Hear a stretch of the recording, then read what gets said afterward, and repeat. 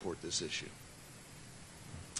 Victoria Churchill, New York Post. In your opinion, how does non-citizen voter registration happen? I'm just talking, in Virginia specifically, just last month, the governor and the AG announced that there was 6,000 non-citizens cleared off the voting rolls. But how can we prevent them from registering in the first place? Well, that's a great question, and folks may have some things I'll address it, but you might. Well, sure. I mean, that's not what we talked about in South Carolina. One of the biggest issues, the way that happens in almost every state, are the federal registry. The way when you go register for services, Medicare, Medicaid's a great example of that, I believe. In our state, that was a big. People went kind of fired up over that when they heard that they're getting forms when people go register for Medicare, Medicaid. They're getting a registration form. That's true. I mean, that's just the federal policy. They do that. The states are going to have to police that and be sure whenever you get that form back, you're verifying whether those people are citizens or not. I think it's true in North Carolina. I'm sure it's true in Wisconsin, Oklahoma. We will take those. We obviously have to take those forms whenever those registration forms come in. But we do additional deep dive after that and make sure that they can prove documentation of being a citizen. It just comes down to diligence by the state. I mean, it's illegal, as we heard earlier. It's illegal to sign that attestation form and say you're a citizen and register to vote using the form you got when you register for government services. But that didn't stop people. I mean, people do illegal things all the time. So what the state has to do is look at each one of those applications and ferret out whether it's real or not. Because it is true that you have Virginia 6,000, as you mentioned there. If you're in a tight election, that can really make some significant difference. But I think the bigger point we've all tried to make here today is not just that you have people who break the law and register illegally. We have to police that. But we also have to be sure that jurisdictions aren't doing it legally. And so what drives that is when you have a sanctuary city or a city that decides they're going to go register these folks who are not legally in the country legally.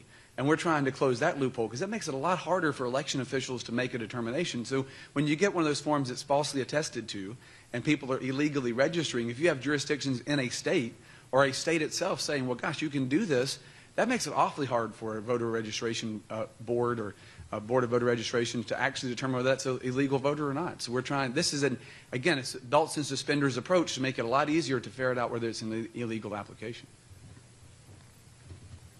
One of the things we're looking at in Oklahoma is making sure there's no perverse incentive to artificially balloon the rolls. So one of the things we have in Oklahoma that needs to be addressed is there are bonuses the more people you have registered. And so what we realize is that initially I think that the thought was we're going to encourage them to really go out and robustly get all the citizens participating in the election. But it's punitive. They don't get the bonus if they start vetting and removing people who shouldn't be there. So we need to remove those perverse incentives that is actually encouraging a behavior that they can be financially rewarded with so that they can take a deep dive, make sure that everyone who is registered to vote should be voting and not penalize them financially because they're removing people who shouldn't, quite frankly, be on the rolls. And I think another aspect of this is when you encourage, I mean, some states are talking about, I believe there's, maybe Oregon has already done this, to say everyone's automatically registered to vote. And we have a system, as has been pointed out, where people get their driver's license or Medicare or whatever, and they're registered to vote. And I think oftentimes these non-citizens who are on the rolls didn't get on the rolls because they said, I want to go vote. I know it's illegal, but I want to do it anyway. They're being put on the rolls almost against their will, certainly without their knowledge that it's something bad. And then, of course, they're getting contact from the election boards saying, here's where your precinct is, and here's where the election is. And they're getting mail saying, go vote. So I think the system has encouraged a lot of putting non-citizens on the rolls, not in a, not where you have somebody going, I'm putting a non-citizen on the roll, but systematically, and it's a real problem. Yes. Can I do a second? Yes, and then we'll go. I'm sorry. All good. No, go for it. I got Julia Aisley again with the DC. I had the opportunity to speak to a DC city councilman about why they passed the initiative they have here that allows non-citizens to vote. His reasoning, just the messenger here, was that these are people who are paying local taxes in many cases, that a lot of them have lived here for a long time, and that they're just voting for small things, school boards, the people who are going to fix their potholes, and that why should the rest of the country or other states care what's happening in DC, but they're just trying to give local people a chance to weigh in on local issues. What do you all have to say about that? We'll all comment on that. Sure. I'll start. I would disagree that any of those things are small things. Local government, school boards are absolutely critical to the fabric of the republic, and we don't need to see those diminished and the voting rights of our citizenry diminished at that level or any other level. So I would push back on that. Anything about local elections, local government, school boards are small. I think they're vitally important.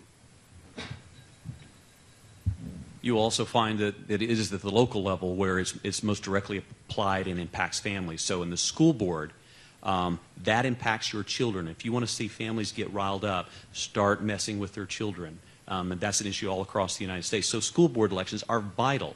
And what we saw in the rollout of COVID, a lot of the draconian things that were put into place that were quite frankly a violation of the First Amendment, telling people they couldn't go to church, telling people they couldn't talk to each other, making them separate, all these types of social controls were implemented at the local level, where you started feeling government really going after and abridging your constitutional rights happened at that local level. So what we have to do for sure is make sure that anyone who is voting understands the First Amendment is part of the training. Quite frankly, my wife went through the citizenship training.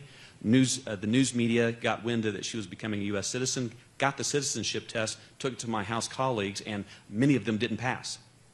And at the end of the day, if you are here, you need to go through that training, understand the Constitution protects you from the majority who might want to take away your rights simply because they have more votes than you. So understanding fundamentally your constitutional rights protects you has to be applied at every single level of government, school boards, local elections, at every level.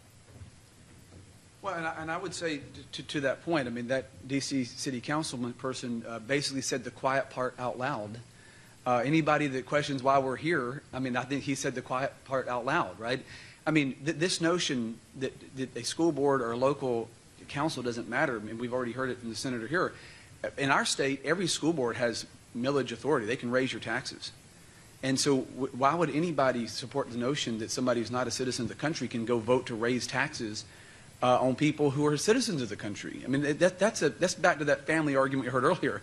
You might invite your neighbor over for dinner, that's being neighborly, but you're not going to let your neighbor decide what your family budget is or how much money you're going to spend on the dinner. And to me, this idea that this doesn't matter, that's pretty crazy. I mean, and I think that underscores the whole point of every state up here having this amendment on the ballot. If you go to France right now and you buy a flat in Paris, you don't get to vote. I have a friend that has a place in the Bahamas. He didn't get to vote. He pays taxes, but he didn't vote. My wife still has property back in Ukraine. I'm not sure that property value is holding real great right now, but still got to pay taxes. We don't get to vote. I mean, no country in the world allows you to, as a non-citizen, go vote on tax increases or vote on local budgets if you're not a citizen of that country. So it's really crazy to me that anybody tries to guilt Americans into saying if you don't do this, somehow you're nativist or insensitive. Every country in the world that respects its sovereignty takes the same position we're all taking. I understand that if you're paying taxes, you say you want to have a vote. That's why you go through the process and become a citizen.